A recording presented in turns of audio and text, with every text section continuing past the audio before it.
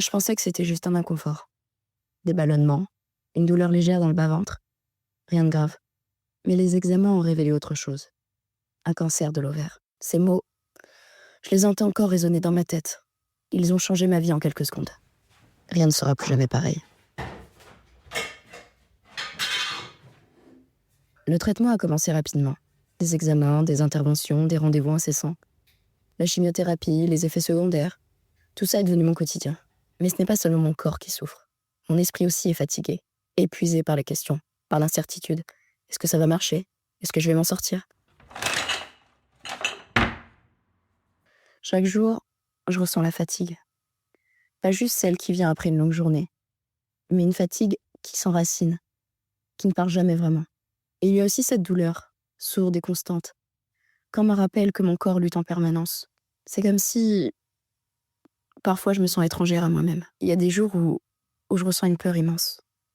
Peur de ne pas voir mes projets se réaliser, peur de laisser derrière moi ceux que j'aime. Puis il y a la colère aussi. Pourquoi moi? Pourquoi ce cancer? Alors que je me sentais même pas malade. Mais au-delà de la peur et de la colère, il y a aussi une tristesse profonde. Une sorte de deuil de la vie que j'avais avant. Mais malgré tout, je me bats. Je me bats pour chaque journée où je peux sourire. Pour chaque moment où je me sens un peu plus moi-même. Parce que même si mon corps est fragile, mon esprit, lui, reste fort. Et ça, rien ni personne ne peut me l'enlever.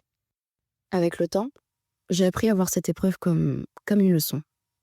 Ce cancer, ça m'a montré ma résilience, ma capacité à aimer la vie, même dans les moments les plus sombres. Chaque instant partagé avec mes proches, chaque regard échangé, chaque rire, tout ça c'est précieux. Rien n'est jamais acquis dans la vie. Chaque jour est une victoire. Et pour ça, je suis reconnaissante. Je suis atteinte du cancer de l'ovaire, et voilà une partie de mon quotidien.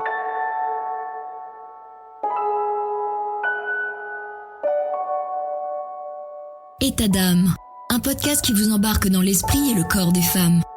Avec des témoignages poignants, des histoires immersives prenantes et des interventions de professionnels de santé pour vous éclairer sur des sujets spécifiques concernant le corps et l'esprit.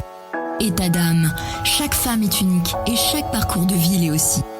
Découvrez la femme dans tous ses états. État d'âme, un podcast de Stéphanie Jarry.